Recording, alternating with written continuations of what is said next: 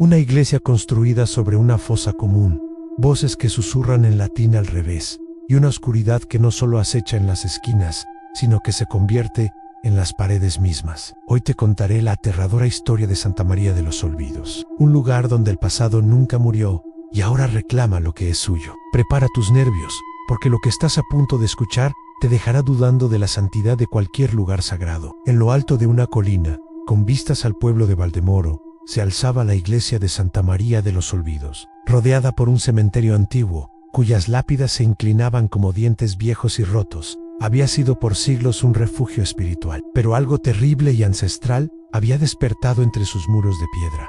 Todo comenzó con los cánticos. El padre Mateo, un hombre de 70 años que había dedicado toda su vida a la parroquia, fue el primero en escucharlos. Eran susurros, voces fantasmales que parecían nacer de la propia piedra después de la medianoche. Cantaban rezos en latín, pero de una forma siniestra, al revés. Lo único que lograba distinguir con claridad era una frase escalofriante: morituri te salutant. Los que van a morir te saludan. Al principio, el padre Mateo lo achacó a su edad, al cansancio, o simplemente al silbido del viento colándose por las grietas medievales de la iglesia. Pero pronto, los sonidos dieron paso a algo mucho peor: las sombras. El primer día de la pesadilla, Isabel, la joven y devota sacristana, se encontraba limpiando los enormes candelabros de plata del altar Mayor.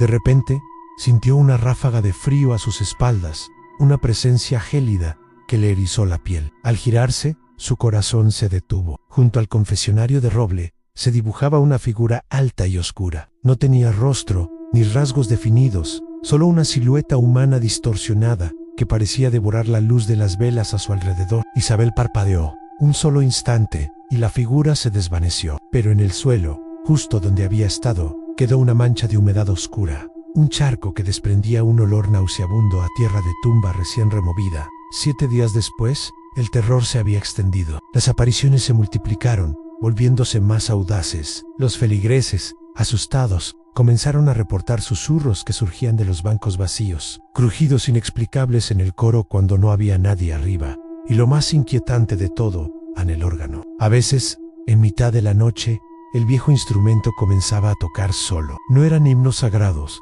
sino una melodía lenta, discordante y macabra, que helaba la sangre de quien la escuchara. Harto de la incertidumbre, y armado solo con su fe y un crucifijo de madera, el padre Mateo decidió enfrentar el mal. Pasaría la noche en vela dentro de la iglesia, dispuesto a descubrir qué entidad profanaba su casa. La vigilia fue larga y silenciosa, hasta que el reloj marcó las 3:33 de la madrugada. El sonido de pasos arrastrándose resonó desde la nave central, un eco lúgubre en la quietud de la noche. Temblando, Mateo encendió su linterna y apuntó hacia la oscuridad. Lo que vio lo dejó paralizado. En el pasillo, cada una de las bancadas estaba ocupada. Figuras nebulosas, espectros silenciosos, se sentaban en perfecta quietud. Sus cabezas, apenas perceptibles en la penumbra, estaban todas giradas hacia el altar, pero Mateo sintió, con una certeza absoluta, que lo estaban observando a él. De repente, una voz surgió del púlpito. No era una sola voz,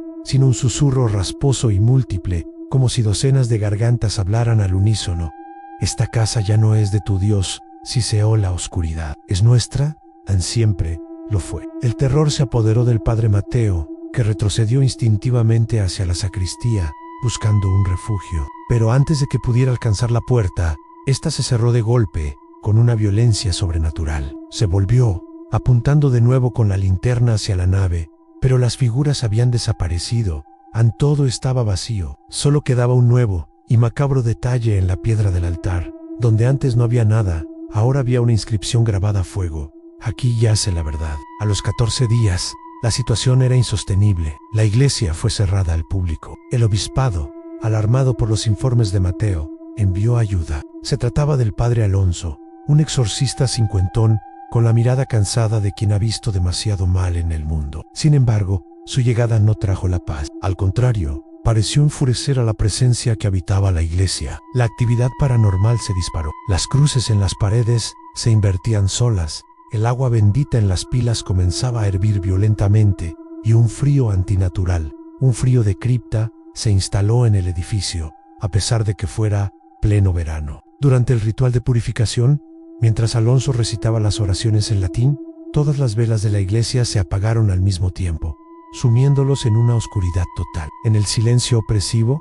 escucharon risas ahogadas, infantiles, como de niños jugando al escondite en las sombras. Alonso encendió su linterna de emergencia, y lo que reveló la luz lo hizo gritar. Las paredes, antes lisas, ya no lo eran. De la piedra sobresalían rostros, decenas de rostros esculpidos con expresiones de pura agonía. Rostros que, sin duda alguna, no estaban allí antes. Anó Dielos, el más cercano al confesionario, abrió los ojos. Eran dos orbes de un blanco lechoso, sin pupilas, que lo miraron fijamente, y entonces la pared habló. «Confiesa», susurró la cara de piedra.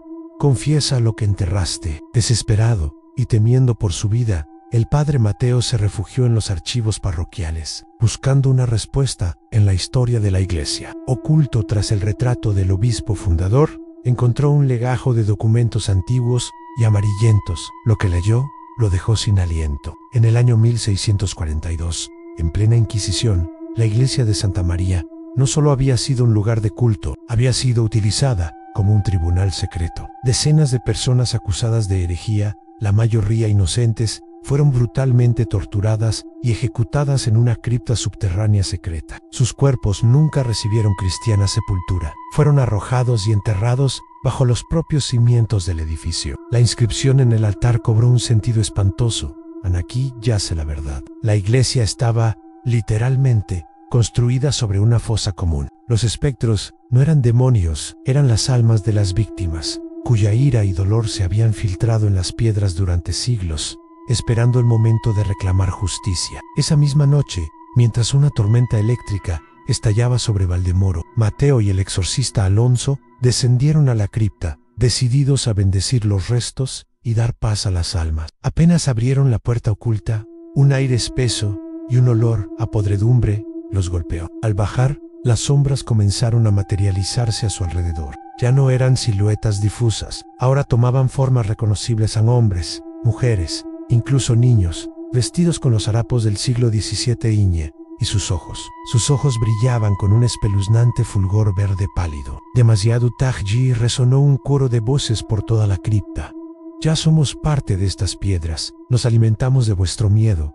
El terror se hizo tangible, las paredes de la cripta comenzaron a sangrar. Un líquido oscuro y viscoso brotaba de las junturas de las piedras, formando charcos en el suelo. Pero estos charcos no reflejaban el techo, reflejaban escenas horribles de torturas pasadas. El padre Alonso, superado por el horror, gritó una plegaria, pero las palabras se congelaron en su boca cuando una de las sombras más densas se desprendió de la pared y se abalanzó sobre él.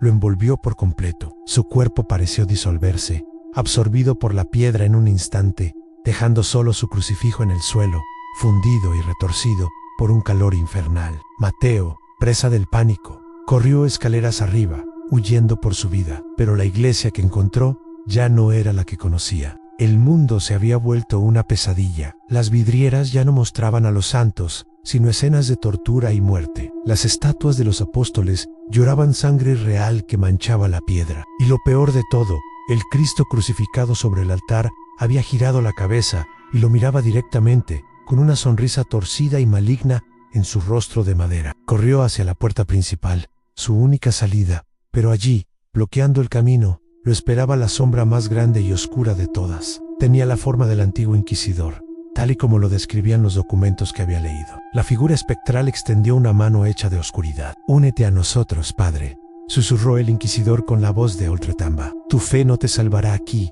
a nada lo hará». En ese instante, al borde de la locura, Mateo comprendió la verdad más aterradora de todas. Los espíritus no querían expulsarlos de la iglesia, no querían venganza, querían compañía, querían que los vivos sintieran la misma desesperación eterna que ellos habían sufrido. Hoy, la iglesia de Santa María de los Olvidos permanece cerrada, con gruesas cadenas y candados, oxidando sus puertas de roble. Los pocos valientes del pueblo que se atreven a acercarse de noche, juran que todavía se escuchan los cánticos en latín invertido y que pueden ver sombras moviéndose tras los vitrales rotos. A veces, en las mañanas de niebla, aparecen nuevas inscripciones en la madera de la puerta, escritas con algo que parece una mezcla de hollín y óxido. Siempre es la misma frase en dentro. Siempre estamos despiertos. Y dicen que si te acercas demasiado, si guardas silencio y te concentras, puedes sentir como las piedras respiran. Un aliento lento y pesado, como si la iglesia entera se hubiera convertido en un organismo vivo, una bestia de piedra hambrienta que espera pacientemente a que alguien más cruce su umbral para nunca más salir. Porque algunos lugares no están simplemente embrujados por fantasmas. Con el tiempo, se convierten en el fantasma y su sed de compañía nunca, jamás será saciada. Gracias por acompañarme en esta historia de terror. Si te ha gustado, no olvides darle a like y suscribirte para no perderte más relatos escalofriantes. Nos vemos en la próxima pesadilla.